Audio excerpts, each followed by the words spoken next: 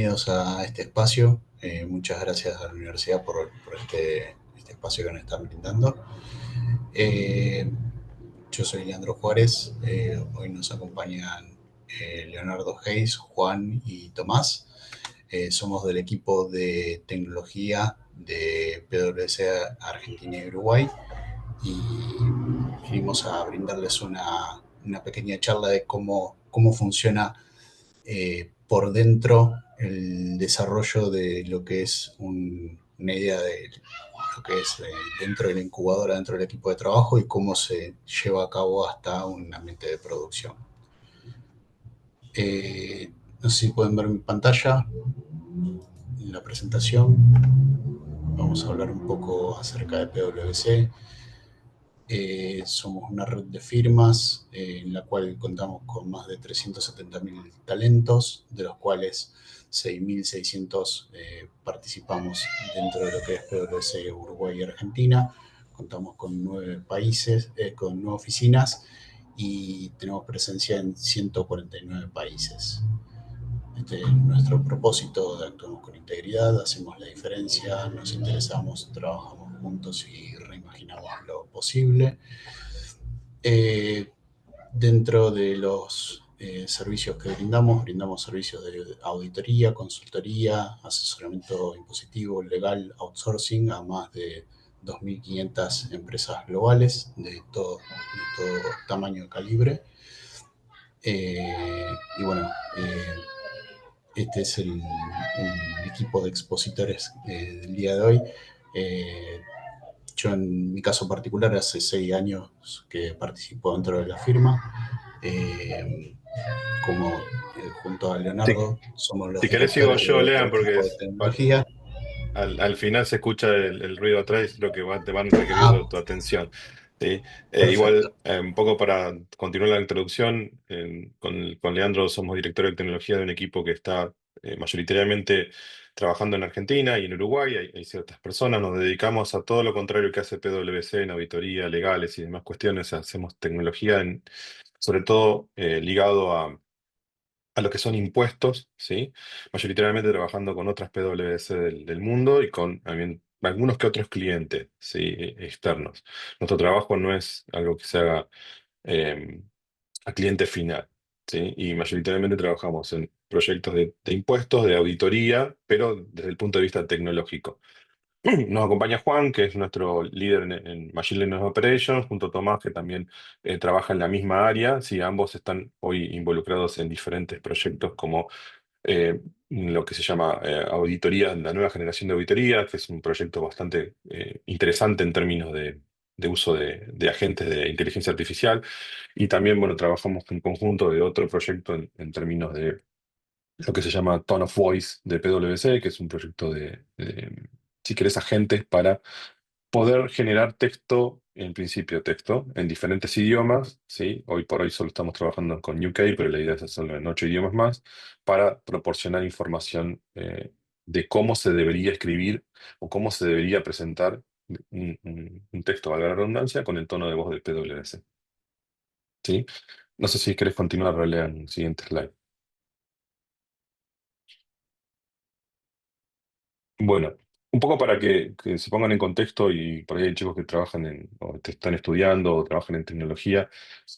Lo que queremos mostrarles hoy es cómo la industria, ¿sí? Desde el punto de vista de la ciencia de datos, la industria, cómo absorbe todo lo que uno aprende en la universidad en ese tipo digamos, de carreras, ¿sí? Sea licenciatura, maestrías o la connotación que le puede dar una ingeniería a la parte de procesamiento de datos, sobre todo del lado de Machine Learning en este caso, ¿sí? Aunque es aplicable a lo que es Gen AI también, cómo transitar las diferentes etapas y herramientas que tienen que utilizar para después obtener un producto que el día de mañana sea reutilizable, que sea configurable, que tenga ciertos estándares de industria, que tenga un código relativamente potable, llamémoslo, ¿sí? Que no eh, choque con, por ejemplo, ciertas idiosincrasias que se enseñan en las universidades hoy en día.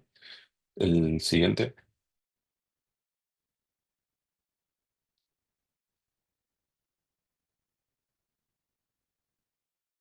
te suelen enseñar dentro de lo que es la universidad y sobre todo en mi caso terminando una maestría y hay muchos chicos que están estudiando la licenciatura en ciencia de datos, es cómo desde el punto de vista de investigación suelen eh, los alumnos interpretar un proyecto de ciencia de datos, ¿sí?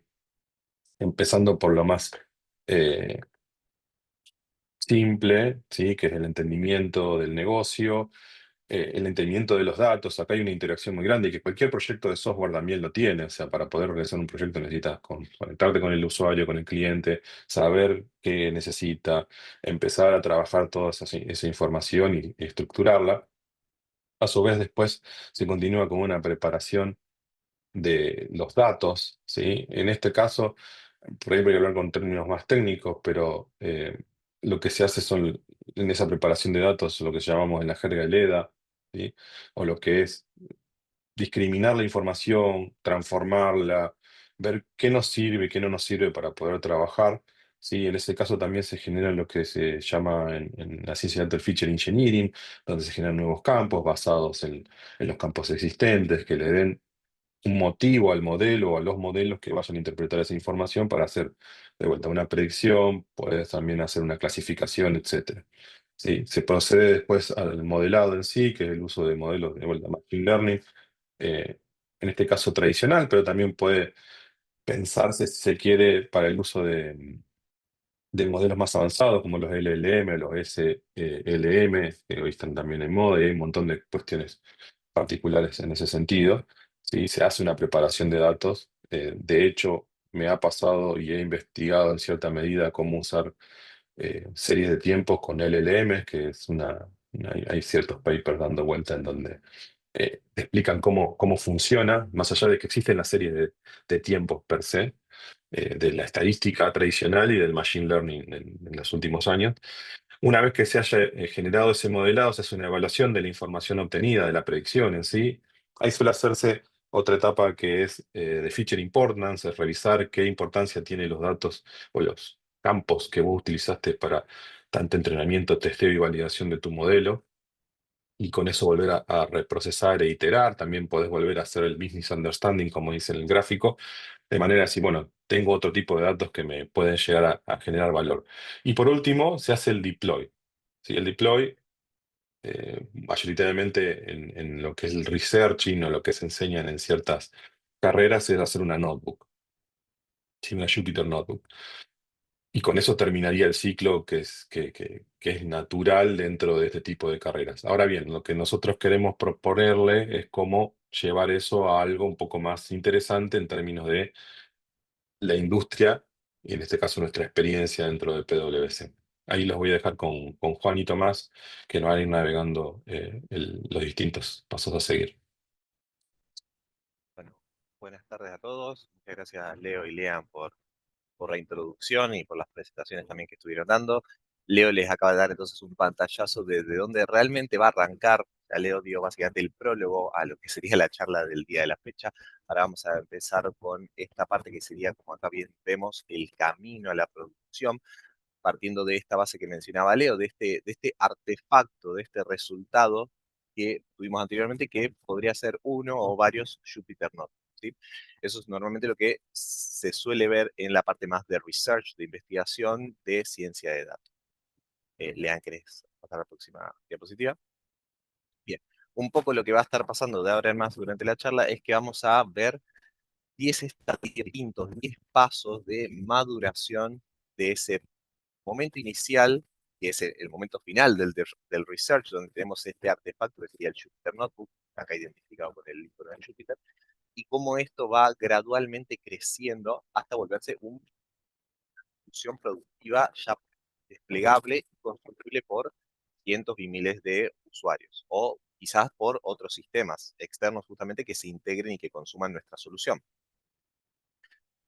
Este primer paso que tenemos ahora justamente es hacer un scaffolding básico. Scaffolding, que viene de la palabra, es la palabra en inglés justamente para eh, andamiaje, ¿sí? Cuando nosotros hablamos de hacer un scaffolding, estamos muy literalmente hablando de hacer un andamiaje que nos permita justamente hacer todas las siguientes iteraciones del proyecto, que nos permita ampliar, que nos permita volver un poco más complejo, más grande, sin que sea imposible de mantener, sin que sea imposible de lidiar con el proyecto. Para hacer un poquito una idea visual mentalmente del asunto, cuando uno habla de este artefacto de Jupyter Notebooks, finalización de un research de data science, podemos estar hablando del orden de, de las 100 líneas de código, quizás superando las 1000 líneas de código.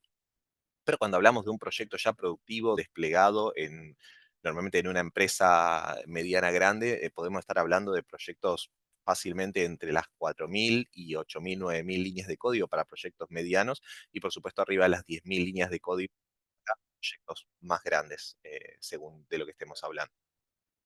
¿Cuál es este primer scaffolding básico, entonces, del que estamos hablando? Es empezar por hacer una pequeña separación de los concerns de lo que se refieren las distintas partes del proyecto. Por un lado, vemos que tenemos una carpeta raíz identificando a la aplicación o a la solución, y tenemos un par de carpetas. Tenemos una carpeta de notebooks donde vamos a, por supuesto, seguir manteniendo los Jupyter Notebooks con los que veníamos trabajando en la investigación. La investigación va a seguir siendo parte también de estas etapas de maduración de un proyecto. Vemos otra carpeta ya donde empezamos a almacenar y guardar justamente la data que utilizamos, datos que pueden ir variando probablemente con el tiempo y que nos va a permitir justamente tener una organización mejor para saber qué datos estamos trabajando.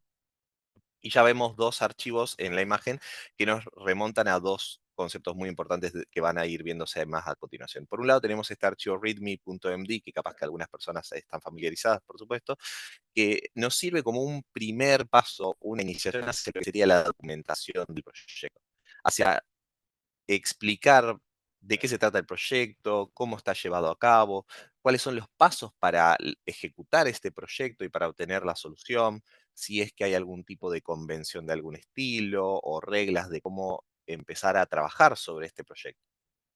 Y por otro lado vemos ya un archivo .py, vemos un archivo de código fuente de Python justamente, que es un cambio, es un primer cambio, pero es un cambio importante que tenemos que empezar a hacer justamente con el proyecto, que es salir de este Jupyter Notebook, que es este archivo ejecutable de Python, pero de manera aislada, porque es un entorno aislado del Jupyter Notebook, para pasar justamente a escribir código Python, a escribir scripts de Python ejecutables, ¿sí? Acá vemos solo un archivo main.py, pero por supuesto que dependiendo del punto de partida que tengamos, en realidad acá quizás vamos a tener que hacer una separación mucho mayor en archivos de Python.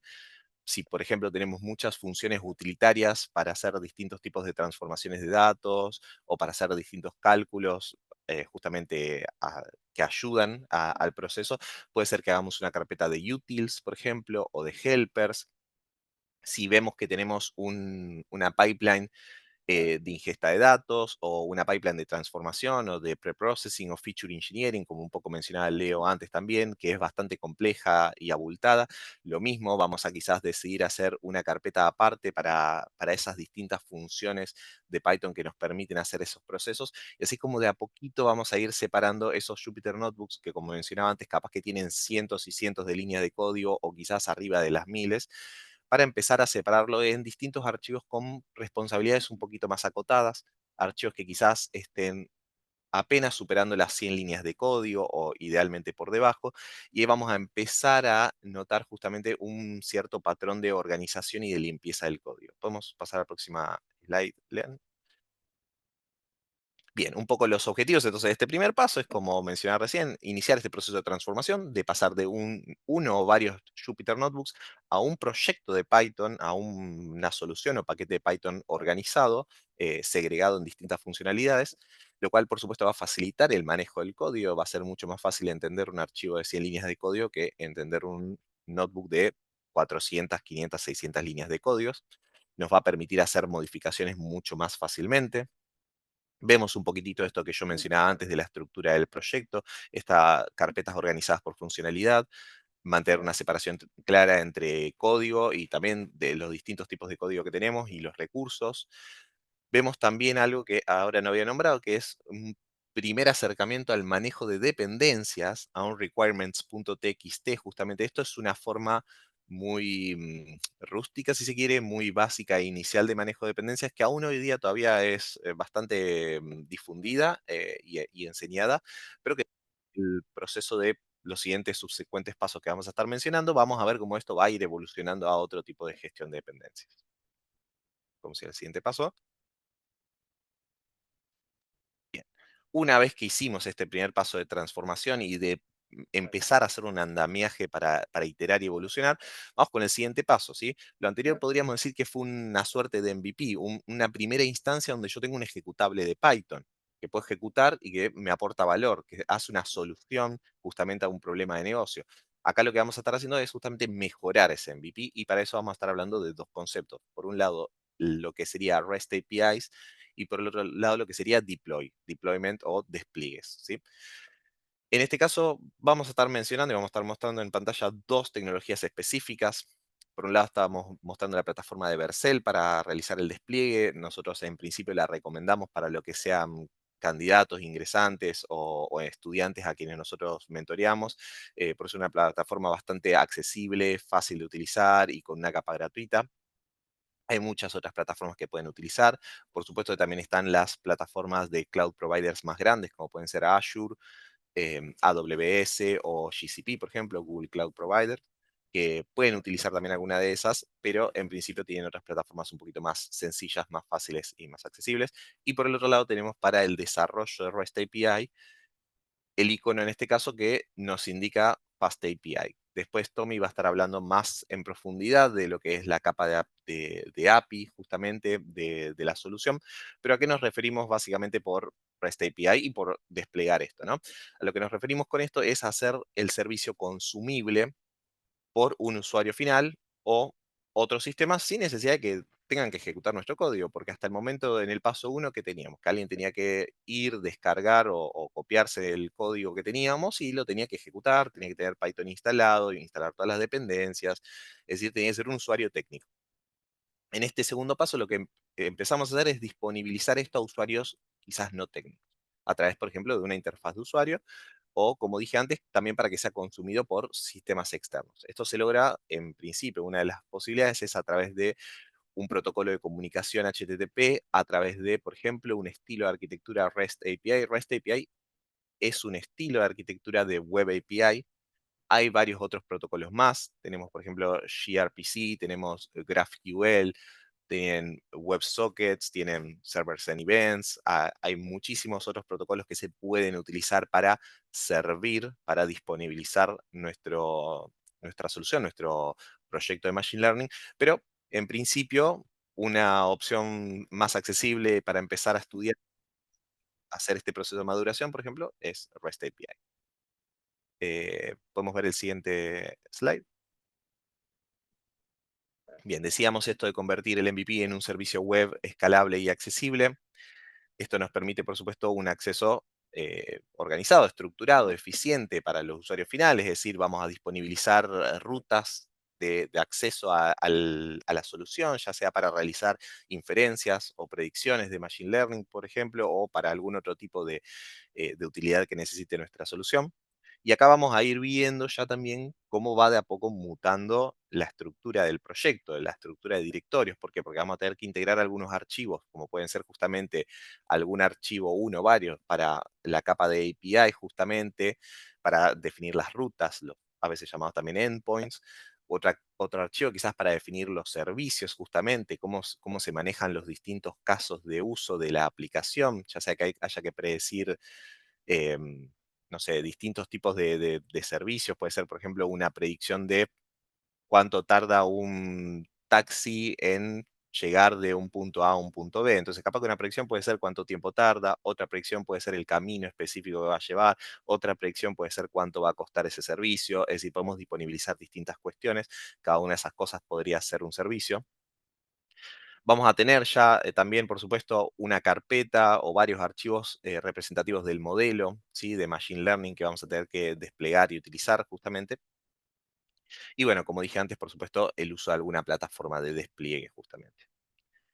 Bien, desde acá podemos seguir a la próxima slide donde va a estar tomando la posta Tommy durante los próximos pasos. Bueno, buenas tardes a todos. Gracias, Juan, por darme la introducción. Bueno, tenemos un tercer paso que sería básicamente llevar un poco más lejos lo que venía explicando Juan. Si recordamos en la slide anterior, teníamos simplemente una carpeta app, una carpeta base, en donde teníamos nuestra aplicación y teníamos varios archivos metidos en ella. Acá lo que generalmente se suele utilizar y es una buena práctica utilizar es lo que se llama la separación por capas, que básicamente consta en decir, en separar el proyecto en distintas carpetas según el funcionamiento. Por ejemplo, como podemos ver en la slide, tenemos una carpeta API en donde generalmente se suele poner cosas necesarias para nuestra API del endpoint, básicamente cosas HTTP, servicios HTTP, en donde, bueno, reciben distintos tipos de datos y devuelve otro tipo de datos. Tenemos nuestra carpeta service, que es la carpeta en donde iría toda la lógica de nuestro negocio. Es decir, si nosotros necesitamos aplicar lógica, crearíamos distintos archivos dentro de esa carpeta con lo que sería la lógica y los separaríamos de lo que serían los endpoints que se usan en la API. Después tenemos carpeta models, en donde pueden ir, si tenemos modelos entrenados, podemos básicamente ponerlos ahí. Después también tenés, por ejemplo, no sé, podés separarlo en database, que son cosas de conexiones a las bases de datos en el caso de que estemos consumiendo, o, por ejemplo, data si tenés algún otro tipo de archivo que te sirva para separar la estructura y no tener todo junto en un mismo archivo. Esto es una buena práctica y mejora la legibilidad de nuestro código, de nuestro proyecto, ya sea para nosotros o para, si estamos trabajando en equipo también, es algo que sirve bastante y es muy clave ser respetuoso en eso, em, porque, bueno, esto puede escalar y pues, puede ser robusto. También algo importante a mencionar en esta parte es que tener una estructura por capas nos va a permitir más adelante voy a entrar en esto, pero nos va a permitir mejorar la parte de las pruebas unitarias, del testing, que es algo sumamente importante dentro de un proyecto del código. Necesitamos que sea robusto y que esté testeado, lo que se sería testear, que básicamente testear es, digamos, tener una prueba de que lo que nosotros estamos haciendo funciona correctamente. Este, una de las cosas importantes para una API es también lo que sería em, tener una buena gestión de dependencias. ¿Qué es una gestión de dependencias? Bueno, nosotros generalmente al trabajar en proyectos de datos vamos a tener distintos tipos de dependencia, de los cuales vamos a tener que estar instalando. Y como Juan había mencionado anteriormente, teníamos un requirement.txt, que es un archivo básicamente en donde especificamos cada una de las dependencias que nuestro proyecto necesita. Pero bueno, es una manera bastante rústica, como mencionaba Juan, y actualmente se utilizan otro tipo de tecnologías como pueden ser lo que sería Poetry, que nos va a generar un entorno virtual para nuestro proyecto en donde van a estar instaladas, supongamos que el entorno virtual es una caja y en donde está guardado nuestro proyecto y nos va a instalar dentro de esa caja de manera aislada todas las dependencias que nosotros le indiquemos. Poetry es un caso, también está Pipem, que funcionan de manera bastante parecida. Em, y bueno, es una manera práctica y que nos sirve a largo plazo porque si no tuviésemos esto, podríamos enfrentarnos a un montón de problemas de dependencias, de conflicto de dependencias. Es algo que es bastante engorroso para el desarrollador a largo plazo tener que lidiar con eso.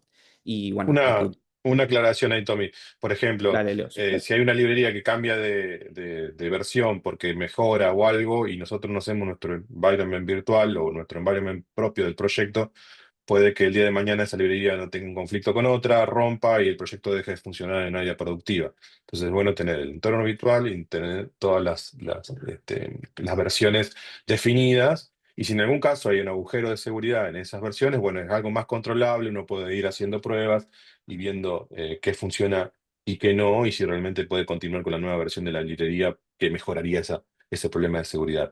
Y un agregado más, la parte de test lo que hace es darle robustez al proyecto, pero particularmente es escribir código para que se testee automáticamente en una forma lógica lo que uno escribió como endpoint o como servicio o como la parte de repositorios de datos, etcétera. O sea, el testing va separado no solo a testear la capa inicial y que ver que todo funcione el día de mañana, sino que también se puede hacer más granular. Nada más. Buenísimo, Leo, muchas gracias. Lean, ¿podemos pasar a la próxima?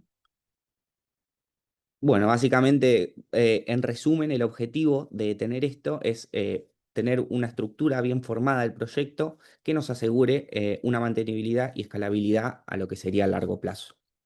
También, muy importante, tener una gestión eficiente de dependencia y versionado, que el versionado es algo que voy a hablar en los próximos pasos.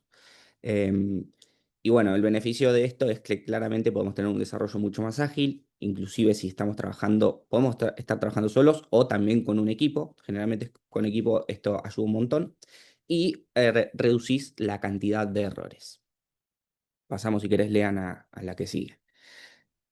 Eh, bueno, básicamente, si nosotros trabajamos en un notebook, hay algo muy importante que es que a largo plazo nos va a costar mucho el tema de la legibilidad, el tema de la modularidad. Entonces, en este paso, lo que entran aplicaciones tales como Cookie Cutter o como Kedro, que son nuestras aliadas en este caso. Básicamente, Cookie Cutter es una herramienta que nos va a dar el scaffolding de un proyecto ya armado, bien modularizado, bien estructurado, que nos permite básicamente tener todo nuestro código de manera limpia y poder trabajar de una manera mucho más eficiente. No es lo mismo trabajar en un Jupyter Notebook que tenga solo celdas y quizás las celdas tengan muchísimas líneas de código, que tener todo básicamente modularizado. ¿Qué hace Kedro? Kedro es un framework que lleva básicamente lo que hace Cookie Cutter, pero un paso más. Em, Básicamente va a organizar el código en lo que serían pipelines. Pipelines son, digamos, como pequeños pasos y nos permite, bueno, crear una estructura limpia y organizada. Como ven acá también en la parte de la estructura de nuestra aplicación, hay una carpeta test.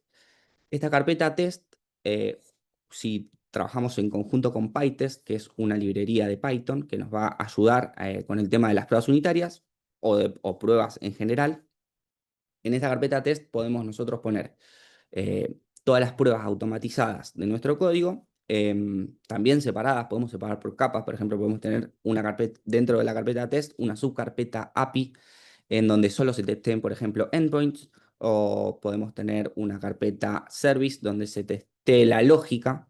Creamos test unitarios para la lógica y básicamente nos va a ayudar a futuro también. Es decir, nosotros cada vez que queramos meter mucho más funcionalidades, corriendo esas pruebas unitarias, nos vamos a dar cuenta de si estamos rompiendo o no cosas que pueden ir a producción después.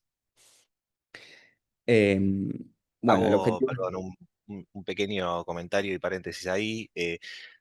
Me parece que vale la pena la aclaración. Nosotros ahora estamos haciendo, como mencionaba antes, un recorrido por estos estadios de madurez de cada uno de estos pasos que estamos mencionando, de cada una de estas tecnologías y estas técnicas.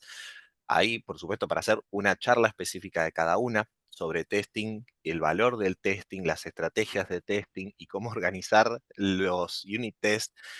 También daría para una charla entera. De hecho, hemos dado charlas enteras sobre unit testing. Por lo tanto, tengan en cuenta también eso. Estamos haciendo un bosquejo de cada uno de los estadios y las técnicas y tecnologías que incorpora justamente, pero obviamente que esto después hay que profundizar, practicar y estudiar cada una de las cosas que vamos mencionando. Exacto, sí, es básicamente un paneo general del paso a paso para llevar un proyecto a producción. Bueno, y básicamente, ¿en qué nos beneficia tener esto? Seguimos en la eficiencia del desarrollo si estamos en un equipo o para nosotros en un futuro. También nos va a permitir tener menos errores y nuestro código va a tener mayor consistencia. Vean, pasa si quieres una más. Bueno, versionado y calidad del código. Nosotros supongamos que ya tenemos modularizado y bien estructurado nuestro código. Em, Estamos yendo a un pasito más, que es básicamente eh, aplicarle buena calidad a nuestro código. ¿Cómo puede ser esto? Bueno, Python nos provee diferentes herramientas, no Python, sino hay librerías en Python que nos proveen distintas herramientas para asegurar una buena calidad del código. Por ejemplo, en pantalla vemos que tenemos Pylint. Pylint nos va a permitir, gracias a un archivo de configuración, setear distintas configuraciones que nosotros querramos que cuando corremos Pylint no salgan. Por ejemplo, no queremos que haya código duplicado. Bueno, corremos Pylint y Pylint es una herramienta que nos va a buscar código, si tenemos código duplicado en nuestro código, y nos va a marcar, bueno, mira, en tal línea tenés código duplicado.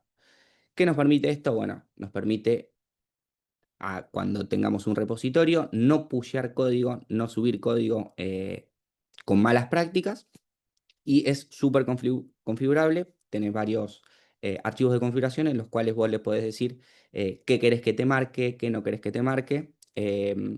Lo mismo con MyPy. MyPy, que es una herramienta que nos va a permitir básicamente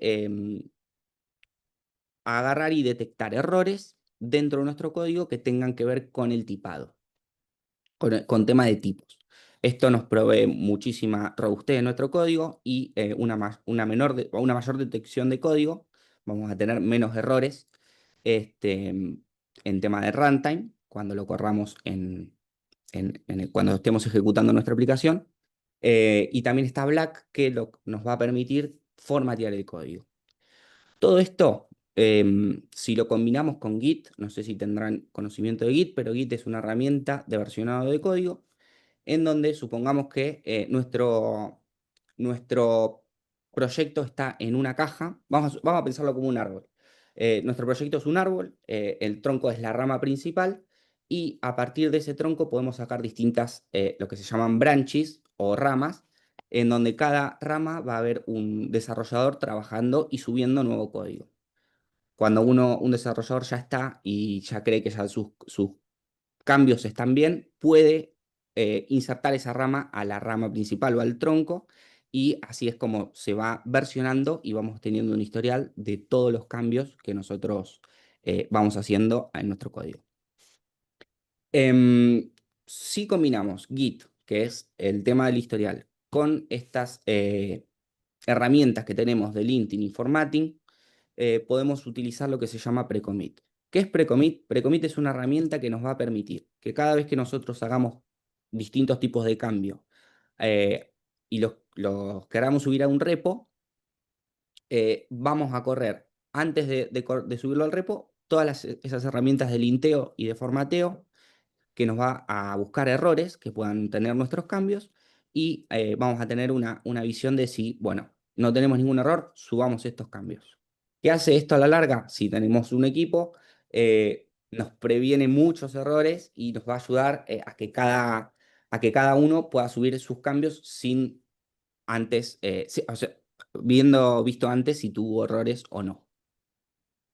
Aprovecho, Tommy, Em, perdón, que no sé si hay alguna, nosotros no solemos usar Zoom y no sé si hay alguna función para levantar la mano, seguramente la debe haber. Para hacer un poquitito el comentario acá también, de esto se pone más de manifiesto a través de este paso 5. Por supuesto que Git se puede utilizar mucho antes y es una tecnología y una herramienta extremadamente útil. Lo mismo, por supuesto, también las herramientas de análisis estático del código, de linteo y formateo justamente el mismo, pero se pone de manifiesto una vez que el proyecto crece y estamos hablando de que ya hay muchos miembros participando del mismo. Ya estamos hablando de que hay 4, 5, 6 personas trabajando en el mismo repositorio. Es muy importante empezar a tener ciertos estándares y ciertas convenciones, como habíamos nombrado al principio, y que además tengamos una herramienta, como bien Tommy nombraba, de pre-commits, por ejemplo, para enforzar justamente estas convenciones y asegurarnos de que todo el mundo cumpla con las mismas prácticas, tanto ya sea de formatear el código para que tengan básicamente la misma longitud de línea, por ejemplo, para que todo esté tipado, así como justamente lograr prevenir errores posibles que puedan surgir del análisis estático. Pero se ve más de manifiesto en esta altura donde empezamos a tener un proyecto un poco más grande con muchas más personas. Exactamente. Gracias, Juan, por la aclaración también. Bueno, lo que sería el paso 6 es el desarrollo de pipelines de CI/CD. Primero, para entrar en este tema, estaría bueno explicar qué es CI/CD. Voy a explicarlo por separado. Cuando las dos primeras letras, CI o CI, hablamos de integración continua. ¿Qué es la integración continua? Es básicamente ejecutar una serie de pasos. Una vez que nosotros hagamos los cambios necesarios, vamos a ejecutar una serie de pasos automatizados en donde vamos a chequear, por ejemplo, errores de formateo y de linting. Vamos a chequear que tenemos test unitarios. Bueno, todos esos test unitarios pasen. Después tenemos gestión de dependencias. Bueno, busquemos que no haya ningún problema en las dependencias que nosotros instalamos. Todo esto son pasos previos que vamos a tener, van a ser de manera automática. Simplemente nosotros vamos a escribir un archivo, generalmente es un .yaml, en donde nosotros le vamos a poner paso por paso qué queremos que se ejecute. Primero linteo, después test.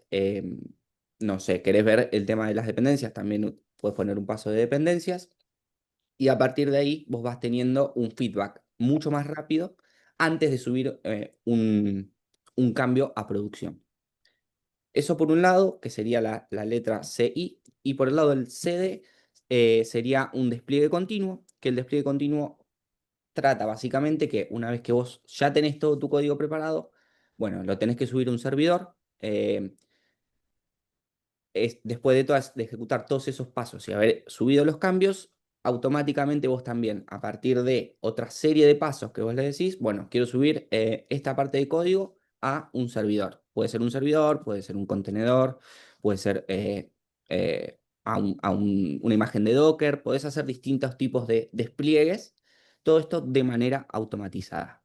Es importante mencionar acá, tenemos distintas herramientas, todas funcionan más o menos parecidas, pero bueno, depende de lo que uno busque usar o la empresa use.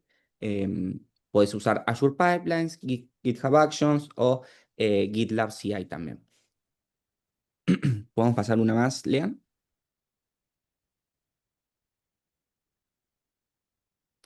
Bueno, el objetivo es incorporar pipelines. Dijimos que las pipelines son básicamente archivos de configuración que van a tener distintos pasos y tanto para chequear de que nuestro código no tenga errores y después para que se despliegue a lo que nosotros busquemos desplegar. El beneficio de esto es que necesitamos automatizar esas cosas. Imagínense que si nosotros tenemos que hacer todo esto a mano, para el desarrollador es una tarea muy tediosa hacerlo manual y se gasta muchísimo tiempo. Entonces esto nos provee velocidad en el código, velocidad en el desarrollo y una detección de errores temprana. ¿Una más? Bueno, otro paso muy importante es la documentación del proyecto. Em, Básicamente, si un proyecto no tiene documentación, no es mantenible a largo plazo. Para los desarrolladores yo sé que a veces es un poco tedioso documentar, porque es la parte aburrida del desarrollo, pero es súper importante. Nosotros al principio de esta charla mencionamos que utilizamos FastAPI. FastAPI nos provee automáticamente utilizándola una documentación. Si nosotros tenemos nuestra URL y le ponemos /docs, nos provee una interfaz interactiva en donde nosotros tenemos toda la documentación de la API que estamos desarrollando. Esto nos ayuda tanto a nosotros como para otros equipos entender qué es lo que están, darnos un paneo general de lo que nuestro código hace, sin tener que leerlo. Otra de las herramientas importantes que podemos mencionar acá es Sphinx, que Sphinx se maneja un poco distinto a lo que es Swagger. Es una herramienta que nos va a generar documentación de manera automática, pero a partir de docstrings en nuestro código. ¿Qué son los docstrings? Básicamente son comentarios en nuestro código. Estas van a entrar, estos docstrings van a estar tanto en las clases o en funciones a la primera parte y va a tener una explicación de lo que hace, por ejemplo, una función. Una desventaja de Sphinx es que básicamente necesitas sí o sí escribir un buen docstring, si no tu documentación va a ir empeorando y quizás te juegue un arma de doble filo. Pero bueno, nosotros particularmente utilizamos mucho Swagger, lo que es Swagger, y es súper completo y te lo hace de manera súper automática y es bastante utilizado y sirve muchísimo. Pasamos una más. Bueno, el objetivo es obviamente generar una documentación exhaustiva de nuestro proyecto para que si trabajamos con otros equipos o mismo en nuestro equipo, que se sepa lo que estamos desarrollando. Y esto va a hacer que nuestro código sea súper mantenible y entendible por los demás sin necesidad de ver el código base, digamos. Y con esto pasamos al próximo. Juan, te doy la libertad de seguir, tranquilo. Bien, ahora retomo yo. Si hiciéramos de cuenta que me fui de vacaciones, ahora de repente me estoy encontrando con un proyecto muchísimo más grande, con muchas automatizaciones, con el despliegue automatizado por CI/CD, con unit tests, con chequeos de calidad de código, de análisis estático. Probablemente el código, todo el code base, toda la cantidad de líneas de código ya aumentó. Hay mucho más integrante en el equipo. Me voy a estar encontrando con un proyecto mucho más grande del orden, como mencionaba antes, quizás mediano de una compañía grande justamente de ciencia de datos o machine learning. Y en este punto, justamente, donde probablemente quizás ya estemos o sirviendo en producción o estemos por ir a producción, donde ya empiezan los últimos pasos que tenemos. Y en este caso, por ejemplo, para hablar de observabilidad y monitoreo, ¿sí? Que es básicamente poder tener cierta introspección del código y del estado, tanto de la aplicación desplegada como de la máquina y en los servidores justamente que se ejecutan, en los que se ejecuta nuestra solución, ¿sí? Acá vamos a estar mencionando tres herramientas principalmente. No son, por ejemplo, con las que nosotros particularmente trabajamos. Nosotros trabajamos con Logru, pero por ejemplo trabajamos con Datadog. Hay muchas herramientas para nombrar, pero estas son por lo general el stack open source más común que se suele recomendar. Tenemos Logru, Grafana y Prometheus. Logru es una librería que está, digamos, es una capa de abstracción encima de la librería interna de Python Logging. Justamente lo que hace es, en principio, volver más sencillo la utilización de esta primera librería interna. También le agrega algunas características interesantes e importantes, por ejemplo, que es el thread safe, que se puede utilizar justamente en Python de hilo, y que también es compatible, por ejemplo, con código concurrente, es decir, que se puede utilizar dentro de códigos async await, por ejemplo. Luego tenemos dos tecnologías más que mencionaba recién, Prometheus y Grafana. Prometheus, que es básicamente un servidor que hace agregación de métricas, agregación de datos justamente, es decir, Prometheus lo que va a hacer traerse estos logs, por ejemplo, de la aplicación, también se va a traer logs y métricas, por ejemplo, del sistema, del servidor web, de donde sea que lo configuremos, y lo que después vamos a utilizar para visualizar justamente y monitorear estas métricas y estos datos sobre el sistema va a ser justamente un servidor de Grafana. Ahí, por ejemplo, vamos a tener distintos tipos de dashboards, distintos tipos de formas de visualización justamente de estas métricas que nos van a poder permitir dos cosas muy importantes. Si quieres, puedes pasar a la próxima slide, Lean. Estas dos cosas importantes que nos van a permitir justamente van a ser, primero, conocer en detalle el estado del código en distintos momentos de ejecución, lo cual es muy importante para la depuración o básicamente para encontrar errores justamente en el sistema, o mejor dicho, para encontrar la causa de estos errores, ¿sí? Para hacer lo que se llama un Root Cause Analysis, ¿sí? Un RCA. Esto justamente, como dije, es debido a que vamos a tener cierto detalle de cómo es el estado del código antes del error, después del error, en qué momento preciso sucede el error, y por supuesto que también acá entra en juego el Loguru y cómo implementamos estos logs estructurados justamente para saber con exactitud todos estos estadios del código y de la aplicación. Y lo otro que nos sirve también estas herramientas es para la parte de monitoreo, para revisar cómo está funcionando nuestra aplicación en términos un poquito más generales, no tan introspectivos del código, para saber, por ejemplo, cuál es el tiempo de respuesta, cuántas solicitudes está recibiendo nuestro sistema, qué cantidad de memoria está utilizando, qué cantidad de memoria tiene disponible, lo mismo para la CPU, lo mismo para el tráfico de red, si las requests son pesadas, si hay requests más sencillas. Todo esto nos va a permitir también identificar posibles problemas que podrían venir a futuro, porque si yo tengo en este momento 10 usuarios máximos concurrentes y yo veo que mi uso de los recursos justamente está cerca del máximo, ya puedo prevenir que si tengo que escalar a cientos de usuarios concurrentes, voy a necesitar hacer, o sea, un escalamiento vertical o un escalamiento horizontal justamente de mi solución. Pasando a la próxima slide. Después de haber implementado estas soluciones de observabilidad, vamos a hablar también de lo que es el tracking y el registry para Machine Learning. Nuevamente, como ya mencioné varias veces, este estadio, esta tecnología, si estas prácticas pueden ser realizables antes, no sería malo, no es que no sería recomendable, simplemente decidimos comentarlas en este estadio de maduración, por lo menos en tanto lo que nosotros hemos observado en general en las prácticas. ¿Qué son plataformas de tracking o registry? Una slide antes, Lean.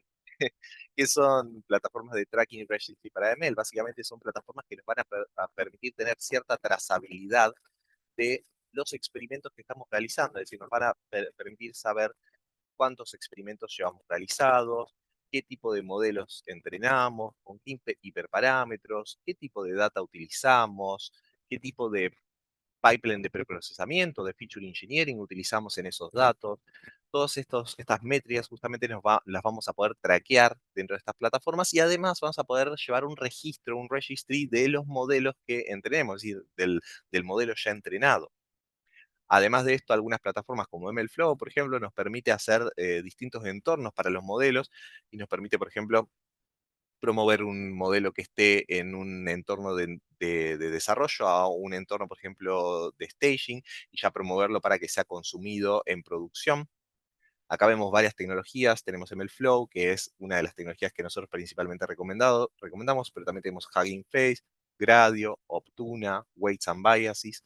No todas estas tecnologías, estas plataformas, cubren todas las características que yo acabo de nombrar. Muchas veces se complementan entre dos plataformas o a veces algunas plataformas son integrales y tienen todas estas características, de nuevo, como por ejemplo MLflow. Esto pasa a ser muy importante nuevamente, primero, cuando tenemos un entorno productivo y necesitamos distinguir cuál es el modelo que tenemos en producción versus otros avances e investigaciones que vayamos realizando. Y para tener replicabilidad justamente de estos modelos que vamos a ir entrenando y vamos a ir después, por supuesto, realizando ciertos análisis estadísticos de cuál es mejor para nuestra solución por distintas métricas que nosotros creamos convenientes justamente. Pasamos a la próxima slide. Ahora sí, la próxima slide no hay mucho que comentar. Es lo mismo que ya mencioné recién. Pasemos al paso 10 finalmente. Y acá ya vemos el último paso, o por lo menos la última práctica que nosotros recomendamos, obviamente para una solución productiva en una empresa, que es la dockerización o la containerización justamente de la aplicación o de la solución en sí. Esto tiene un poco que ver, es un poco la evolución natural de lo que hablábamos cerca del principio, en los primeros pasos del tema de la gestión de las dependencias, de esta cuestión de la reproducibilidad del entorno de trabajo, como Leo mencionaba antes, del entorno virtual de Python, que también es un tema complejo, que también daría para una charla probablemente, no sé si de una hora, pero cerca de una hora, para hablar, que tiene que ver justamente con que las dependencias que nosotros instalamos puede ser que varíen según el sistema donde se estén instalando. ¿Por qué? Porque hay dependencias que funcionan en Windows, por ejemplo, y hay dependencias que funcionan en sistemas Star Unix, por ejemplo, como puede ser Linux. Los contenedores lo que nos permiten es encapsular toda nuestra aplicación y sus dependencias también en, por así decirlo, una máquina virtual, una computadora virtual, ¿sí? Esto justamente nos permite que nuestra aplicación corra siempre en el mismo exacto sistema cada vez.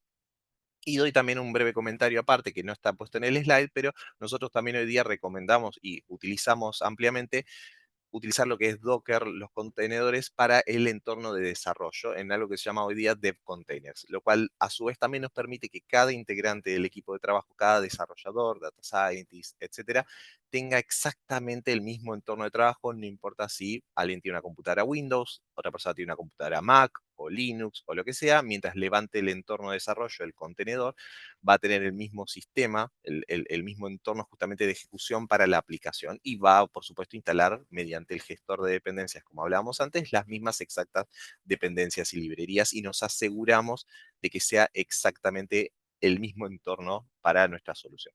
Tenemos Docker y Docker Compose. Docker Compose para cuando necesitamos justamente gestionar orquestación de múltiples contenedores y la comunicación entre ellos mismos, si necesitamos levantar varios servidores. Pasamos a la última slide ya, porque pasemos nomás esta, ya creo que me explayé en todo esto. Y pasamos finalmente, después de todo esto que mencionamos, a un estado final de un proyecto productivo. Este diagrama sirve a un bosquejo ilustrativo, por supuesto. No es que necesariamente un proyecto termina viéndose exactamente así, pero esto es un ejemplo de cómo, por ejemplo, vemos el usuario y podemos ver una interfaz de usuario desarrollada en Streamlit, por ejemplo, que podría estar levantada a través del Docker Compose que mencionábamos recién.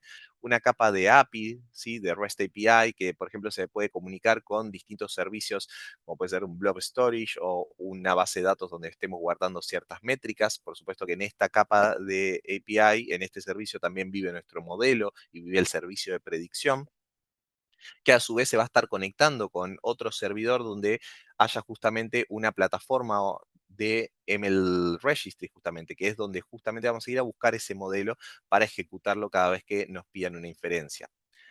Ahí podemos ver también en el contenedor del Experiment Tracking and Model Registry, podemos ver justamente toda la parte que corresponde a estas plataformas, ¿no? La REST API, la interfaz de usuario, también el storage del modelo y el storage de las métricas, por ejemplo, que mencionábamos antes. Este estado final, ¿qué nos da? Nos da un proyecto fuertemente estructurado y organizado de manera que sea mantenible, ¿sí?